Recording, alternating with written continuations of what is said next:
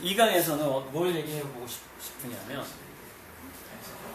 입시 변화의 그 트렌드, 그 다음에 그 기업 입사의 신입사원을 뽑는 트렌드가 바뀌어가는 근본적인 이유를 한번 짚고 넘어가 보면은 자소서를 이해하는데 굉장히 도움이 될 수가 있습니다. 자, 근본적인 이유는 첫째는 이겁니다. 컴퓨터와 로봇의 등장이죠. 근데 컴퓨터와 로봇의 등장으로 미국 사회에서 그리고 우리나라에서도 어떤 흐름이 계속되고 있냐면은 여러 가지 일이 없어지는데 그 중에서 이걸 주목해야 됩니다. 사무행정직하고 관리직하고 전문직이 계속해서 감소하고 있어요. 컴퓨터와 인공지능의 등장으로. 자, 이 사무행정직과 관리직이 감소하고 있다는 얘기는 뭐냐면 뭔가 인간의 두뇌를 업무 처리하는 어떤 인간의 두뇌를 대신해주는 것들이 점점 더 강력해지고 있다는 걸 의미하죠. 그럼 그게 컴퓨터하고 인공지능이고 인터넷인데 인터넷 네트워크인데 근데 그런 것들이 기업 환경에 어떤 영향을 주게 되냐면은 비슷한 일을 하는 기업들을 하나로 묶는 역할을 하게 되는 겁니다. 그러니까 구글이라는 것을 우리 한국인들도 쓰는 것처럼 지금 뭐 네이버를 많이 쓰고 있지만 다른 세계에서는 구글 검색을 많이 쓰잖아요. 그런 것처럼 어느 한 회사가 지구 전체를 그 네트워크, 인터넷하고 컴퓨터를 통해서 대신 생각해주는 그런 인공지능을 통해서 다 이렇게 먹어버리는 현상이 나타나요. 그걸 플랫폼이 융합한다고 해요.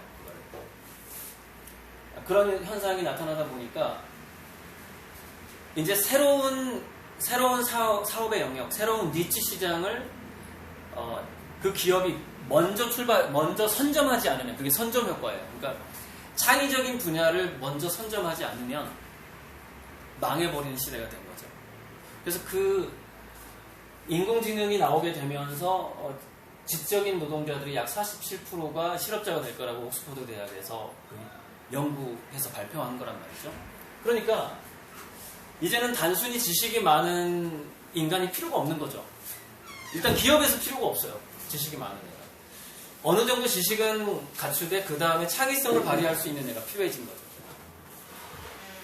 그리고 이거 보면은요.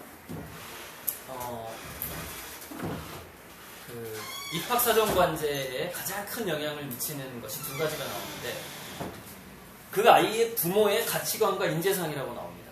그 아이 엄마 아빠의 가치관이 어떤가, 인재상이 어떤가예요. 그래서 무슨 얘기냐면은 그 엄마 아빠가 평소에 그 자녀한테 이렇게 얘기했던 애들은 그 면접에 좀 불리합니다. 무슨 얘기냐면 특정 직업을 찍어줬다. 그러니까 엄마는 말이야, 너가 교사, 의사, 공무원, 언론인 뭐 이런 걸 했으면 좋겠어라고 말한 적이 있다. 그러면은 면접에 불리한 애가 돼버려요. 이건 심리학적으로 측정을 해보니까 그러니까 태도를 가르친 집은 면접에 유리해요. 삶은 이렇게 살아야 돼. 이렇게 얘기하는 집은 얘가 순발력 있게 돌발 질문에 잘 대답을 하는 애로 성장을 합니다. 그런데 어떻게 사는 게 바로 사는 삶이야. 너는 어떤 직업을 가져야 돼. 이런 식으로 가치관과 인재상이 과정 중심이 아니라 결과 중심적인 이야기가 가정에서 오갔을 때 돌발 질문에 약한 걸로 나옵니다. 심리학적으로. 근데 이거는 뭘 얘기하냐면 유엔 미래 보고서 2045에서 약 2045년쯤 되면 사라질 직업들입니다. 그러니까 이게 추천한 직업이라고 착각할 수 있는 사람들이 인공지능이 세계에 널리 퍼지게 될 때는 교사, 의사, 약사, 언론인, 금융인, 세무사, 상담원, 통번역과 영양사 이런 직업들이 전부 사라질 직업입니다. 그러면 약 소수의 공무원은 남겠죠. 그리고 사회복지 공무원 많아지고 왜냐면 고령사회가 되니까. 어쨌건 이런 상황에서 그러면 대학은 어떤 아이들을 뽑고자 하느냐? 창업과 창직을 할 수 있는 애를 뽑고자 합니다. 창업과 창직. 새로운 직업을 만들고 그러니까 새로운 직업을 만들 수 있는 애를 뽑고자 한다 이 말이죠. 그래서 창의성을 집요하게 물어보게 됩니다.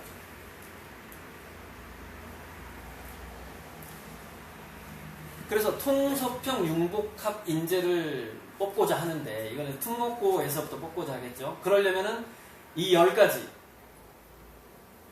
조건이 필요합니다. 이건 뭐 다 설명하기가 그러니까 나중에 PPT 간단하게 읽어보자면 왜 믿고 맡기는 부모여야 되냐면 그래야 자기주도성이 좋아지기 때문에 그렇습니다. 크고 이상적인 꿈과 목표, 장기적인 목표가 필요합니다. 장기적인 목표를 이루기 위해서는 결과보다는 그 목표에 이르기 위한 그 자기 태도에 대해서 돌아보게 됩니다. 나는 하루하루 어떻게 살 것인가 이렇게 되는 거죠. 흥미와 재능의 조기 발견. 이게 조기 발견이 돼야만 이게 되죠. 10대의 준 전문가가 되기. 그러니까 최근에 대기업에서 두 가지 키워드가 나왔는데 입사 시험에서 스펙테클하고 달인 채용이라는 키워드가 나왔어요. 너가 과연 뭔가의 달인이냐를 물어봅니다. 지금 취업 준비생들한테. 그럼 달인이라는 것은 기본적으로요. 우리가 개그 콘서트 달인은 걔가 항상 몇 년을 했다고 그러죠? 그 김병만 16년. 달인이라는 것은 진짜 달인은 15년 이상을 해야 돼요. 그러니까 준 전문가라는 건 뭐냐면 10년 정도를 그 일을 해야 됩니다. 그럼 여러분들의 자녀가 대학교 가기 전에 10년간 그 일을 해야 된다면은 언제부터 시작해야 되죠? 초등학교 4학년 5학년입니다. 대학 가기 전에 준 전문가에 난 준 전문가다라고 하려면 나는 봉사활동의 전문가다. 초등학교 3학년 때부터 봉사활동을 다녔어야 돼요. 계속 정기적으로 이렇게 되는 거죠. 근데 자기가 재미있어서 전공과 일을 선택해 하는 것이 갈수록 유리해집니다. 갈수록 유리해지고 계산보다 행동을 먼저 하기. 이건 뭐냐면 지금 현재 기업들은 퓨처 마킹을 하고 있거든요. 미래가 어떻게 될지 모르는 불확실한 시대이기 때문에 행동을 먼저 하는 애를 좋아해요. 생각하는 애보다. 그래서 자소서에서 뭔가 과감하게 뭐를 한 것을 당연히 점수를 주게 되어 있습니다. 더 플러스 점수를 주게 되어 있어요. 행동을 잘해야 되고 또 실패를 극복한 경험, 어떤 고비마다 조금 더 창의적인 해법을 제시한 경험, 그 다음에 실용적인 구체적인 성과, 이거 10가지입니다. 그러니까 자소서와 면접을 통해서 또 이거 10가지를 보는 거예요. 어쨌든 넘어가고요. 자, 다음은 이것도 좀 넘어가고요. 창의성이 이제 선발 기준이에요. 이것도. 그러니까 자소서하고 면접을 통해서 또 이런 걸 보는 겁니다. 물론 이거는 조금 더 그 대학교라든가 취업생에 맞춰져 있지만 지금 뭐 특목고를 준비하고 있지만 그래도 한번 참고 삼아서 문제를 낼 때 정답이 없는 문제를 내요. 지금은. 그러니까 제가 그 포스텍 포항공대 교수님하고 와인을 마시면서 얘기를 나눈 적이 있는데 이렇게 얘기하는 거죠. 뭐냐면은 질문이 이런 겁니다. 너가 서울대 의대하고 포항공대를 동시에 합격했을 때 포항공대에 와야 되는 이유를 3가지만 얘기해봐라. 이렇게 물어보는 거예요. 그 3가지는 뭐 답이 다 다르겠죠. 근데 이거 굉장히 곤란한 질문입니다. 왜냐면 얘네들은 평소에 특히 엄마 아빠들한테 의사가 좋은 직업이라고 분명히 들어왔을 거예요. 그럼 포항공대에 가면은 뭘 해야 되고 그 공대를 다니면서 이룰 수 있는 성과 가지고 인류에게 어떤 혜택을 줄 수 있고 심각하게 생각 안 해봤을 거라고요. 근데 그 3가지를 얘기하라고 그래. 거기서 머뭇거리잖아요. 그러면 어떻게 판단을 하냐면 얘는 중복 합격했을 때 서울대 의대로 가겠구나. 탈락시키거든요. 그런 식으로. 그래서 어쨌건 인문하고 예술을 통해서는 소통 능력을 보는 거고 돌발 질문을 통해서는 창의성하고 융통성을 보는 겁니다. 페르미 추정 문제라는 게 이제 정답이 없는 누구나 다 답이 틀릴 수밖에 없는 질문을 던진다는 뜻이에요. 그래서 뭐 그런 걸 보는 건데 이제 그 인공지능 때문에 그런 능력이 많이 요구가 되기 때문에 그래요. 그래서 창의성이 가지고 있는 4가지 개념을 봐도 우리 아이들이 자소서와 면접을 통해서 어떤 면을 보여줘야 되는지를 알 수가 있어요. 유창성, 지식이죠. 독창성, 개성, 융통성 있게 문제를 해결하는 능력. 적절함, 실무 능력이죠. 이런 거를 이제 이게 창의성의 4가지 요소입니다. 어쨌건 쭉 넘어가서 되겠습니다. 이제 특목고기 때문에 자 이게 본론인데 본론 넘어가기 전에 이거부터 얘기하거든요. 근데 최근에 입학사정관제하고 수시 입학은요 원래 조선시대 때 과거 제도랑 굉장히 비슷해져 버렸어요. 특히 이게 책문이라는 게 방책을 묻는다는 뜻이에요. 임금이 직접 물었습니다. 1차 합격생들한테. 1차 합격생들한테 이제 2차, 3차에 벼슬을 줘야 되잖아요. 장원을 뽑아야 돼요. 그죠? 그때 물어보는 거예요. 책문이 항상 있었는데 이게 지금의 신축 면접하고 완전 똑같아요. 그러니까 과거 제도에서 뭔가 그 안을 주고 쓰게 하잖아. 직접 1차에서. 쓰게 하던 게 앞으로 이제 자소서를 직접 쓰게 한다면 정말 과거 제도랑 비슷해지게 되는 거예요. 그래서 책문이 뭐냐면 이런 거예요. 광해군이 광해군, 뭐 저는 임금이라고 불러주고 싶은데 가장 시급한 나라 이름 무엇인가? 이게 그때 조선시대에 나왔던 질문입니다. 인수경이가 왕 당신이 바로 문제다 이렇게 얘기한 거예요. 그래서 이제 잘릴 뻔하다가 대신들이 합격시켜주자 그래가지고 합격을 했습니다. 이 사람이. 왕은 굉장히 모멸감을 느꼈겠죠. 나라를 망치지 않으려면 어떻게 해야 되느냐. 그러니까 노진이라는 사람이 진리를 탐구해야 되고 소인배를 가려낼 수 있어야 된다. 이런 식으로 대답을 한 겁니다. 좀 길게 했겠지만 제가 지금 요약을 한 거예요. 섣달 금음날 밤엔 왜 슬픈가? 이게 그 왕이 물었던 질문입니다. 그럼 인생은 부싯돌처럼 짧기 때문이다. 선조가 이제 정벌이 좋으냐 화친이 좋으냐. 그러면 이제 정벌은 힘 있을 때 하는 거고 화친은 힘이 없을 때는 형세가 불리하면 화친을 하는 것이다. 이런 식으로. 외교관은 어떤 자질을 가져야 되느냐. 뭐 이런 거. 인재를 어떻게 구할 수 있느냐. 법의 폐단을 어떻게 고쳐야 되느냐. 언론 자유 문제가 그때 나옵니다. 법의 폐단을 고치려면 언론을 자유화해야 된다는 거예요. 많이 들어야 된다는 거예요. 직원을 들어야 된다. 뭐 깃털처럼 작은 거. 이게 그러니까 지금 입학사정관제는 굉장히 오래된 미래라는 거예요. 오래된 미래인데 1번, 2번, 3번, 4번이 뭐냐면은 지금 이 세상이 변해가는 과정에서 점점 아이들한테 그리고 신입사원한테 요구되는 게 뭐냐면 이런 거예요. 초연결, 개방성, 융복합성, 관계성, 복잡성, 초인적인 추론 능력, 다양한 독서와 다각적 체험 이겁니다. 이걸 원하는 거예요. 자, 그래서 그런 것들 때문에 드디어 입학사정관제가 바뀌어가고 있습니다. 자, 뭐가 바뀌어가고 있느냐? 4, 5등급이 서울대 합격생의 10% 정도를 차지하고 있어요, 지금. 4, 5등급. 그리고 서울대가 약 60% 지금 더 늘어났을 수도 있는데 서울대 모든 학과의 60% 정도가 수능 최저 등급을 폐지했습니다. 수능을 몇 점 맞든 우리는 신경 안 쓰겠다는 거야. 자, 내신 성적, 자소서, 학생부 종합전형이라고 하죠. 면접 이런 것만 보겠다는 거예요. 서울대도. 서울대가 이렇게 된 데는 이유가 있었어요.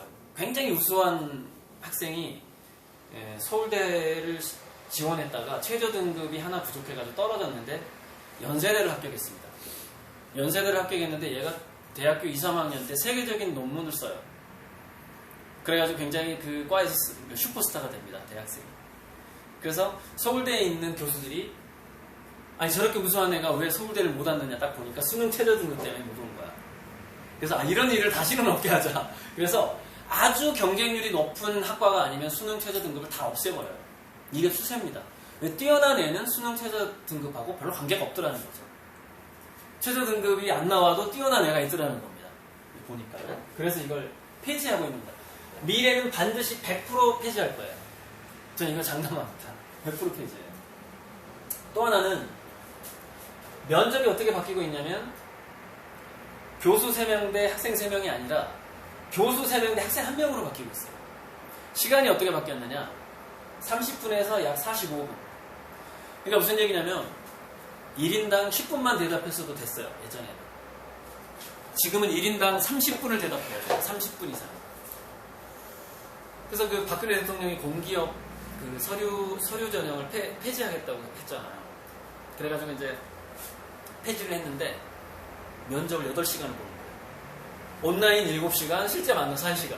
그러니까 최근에 그 면접하고 이 자소서 때문에 그거 한번 그 겪어온 사람들이 옛날을 그리워합니다. 옛날에 그냥 성적 좋아가지고 가는 게 너무 편했다는 거야. 지금은 너무 힘들어진 거죠. 그게 뭐냐면은 힘들어진 게 뭐냐? 진짜 자기 역량이 평가받기 때문에 힘들어진 겁니다. 그러니까 진짜 자기 역량이 안 되면은 이제 못 가는 거예요. 제가 아무리 자소서를 봐줘도 못 가는 겁니다. 왜? 면접에서 떨어질 거니까. 면접에서 끊임없이 물어보니까 진짜 역량을. 면접 시간이 45분으로 늘어났다는 것이죠. 이게 계속 더 늘어날 겁니다. 한 명당 그 면접 시간이 계속 늘어나고 구글 같은 데는 뭐 면접을 19번 보는데 뭐 3개월에서 6개월간 19번을 본다는 거예요. 면접을. 근데 앞으로 우리나라도 점점 구글을 따라간다는 거죠. 계속 합숙 시간도 길어질 거고. 그러니까 뭐냐면 저는 이렇게 얘기하고 싶어요. 괜히 특목고 명문대를 억지로 갈 필요가 없다. 왜? 특목고 명문대 나와서 실업자가 되면 더 억울하잖아요. 결국 기업은 못 갈 건데. 근데 이제 만약에 부모가 한 100억 정도의 재산이 있다. 그래서 얘가 특목고나 명문대를 나와도 뭔가 그것을 활용할 수 있게 뭔가를 차려줄 수 있다. 그 어드밴티지를, 그 학벌을 활용할 수 있게. 그렇다면 몰라도 정말 본질적으로 역량이 안 될 것 같으면은 그냥 일반고라든가 보통 대학을 나와서 조금씩 성장해 나가는 게 좋을 거라고 보는 거예요. 좌절감이 너무 크니까. 명문대 나와서 계속해서 취업에서 떨어지게 되면은 그런 측면이 있어요.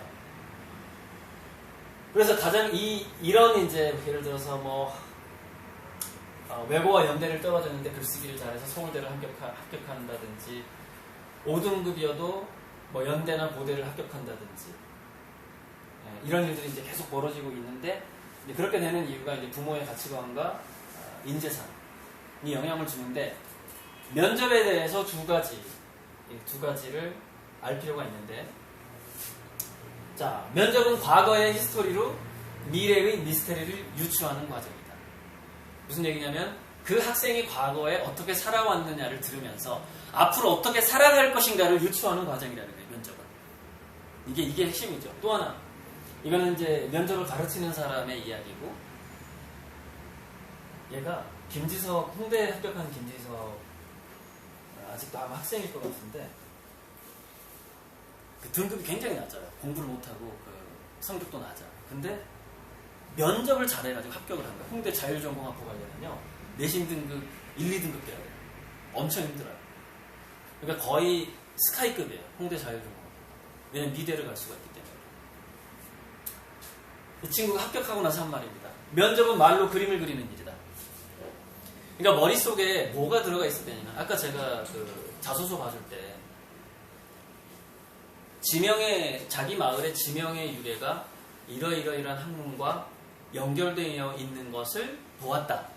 이게 굉장히 중요하다고 그랬잖아요. 그게 뭐냐면은 전체 학문 구조를 알고 있는가요, 기본적으로. 기본적인 매핑을, 지도를 가지고 있는가, 머릿속에. 이 세상이 어떻게 돌아가고, 어떻게 살아야지 잘 사는 것이고, 그리고 이 세상을 움직이는 힘은 어디에서 나오고, 또 그 힘들은 어떤 순수 학문 중에서 어떤 면, 응용 학문 중에서 어떤 면들의 조합으로 그 힘이 생기고, 이런 기본적인 것들을 전부 가지고 있어야 되는데, 이제 그런 것들이 어려서부터 자기 부모와의 대화라든가, 독서라든가, 강의를 들으면서 좀 머릿속에 잘 자리를 잡고 있어야 돼요. 그래야지 융통성 있는 대답을 할 수가 있죠. 즉, 말로 그림을 그리는, 전체 그림을 시각적으로 보여주는 듯한 느낌을 줄 수가 있다는 것이죠. 자, 그래서 이제 지금 현재는 여전히 지금 현재 입학사정관제에는 커트레인지가 있어요. 등급제가 있는 데도 있고 없는 데도 있는데 학과에 따라서 좀 틀리죠. 근데 이 등급제가 폐지가 됐을 때는 그러면 어떻게 될 것이냐를 제가 예측해 봤을 때 아까 제가 한 가지 얘기했죠. 현장에서 자소서를 직접 쓰게 할 것이다. 또는 외국어 능력이 필요한 학과는 영어로 인터뷰를 하게 될 것이다. 외국어 능력보다는 인문학적인 상상력이 필요한 데는 독서에 관한 에세이를 지속적으로 독서, 인문, 역사 에세이를 쓰게 하고 그걸 또 면접으로 물어보게 될 것이다. 이렇게 예측을 좀 할 수가 있고요. 자기주도 학습 성숙도를 봅니다. 이거는 지금 좀 잊으셔도 돼요. 나중에는 이게 없어질 거니까. 3년 후, 4년 후는 아마 없어질 가능성이 많으니까. 근데 학생 수준의 자기주도성하고 창의성을 보는 거죠. 자기주도 학습 성숙도. 그러니까 이거는 기간이 길든 짧든 간에 어떤 학문 분야로 들어갔는데 이제 그 학문 분야가 얘가 전공하고자 하는 학과와 직접 또는 간접적으로 연관이 돼야겠죠. 연관이 되는데 그 체험, 그 자기주도 학습에서 성숙도라는 것은 얼마만큼 연관성이라든가 깊이, 그러니까 타 학문과의 연관성, 그 다음에 자기가 전공하고자 하는 것에서 얼마만큼 깊이 들어갔느냐, 이제 그걸 본다라는 것입니다. 그럼 진로 성숙도는 지속적으로 why를 묻는 거죠. 왜 너는 그 동아리를 했고, 왜 그 봉사를 했고, 왜 그 책을 읽었고, 왜 이 전공을 지금 하려고 하느냐. 그러니까 진로 성숙도가 곧 전공 열정이랑 거의 같은 말이에요. 너가 이 전공을 하기 위해서, 너가 우리 특목고를 오기 위해서, 너가 가지고 있는 그 열정과 그 열정의 이유가 뭐냐. why를 계속해서 묻는 것이죠.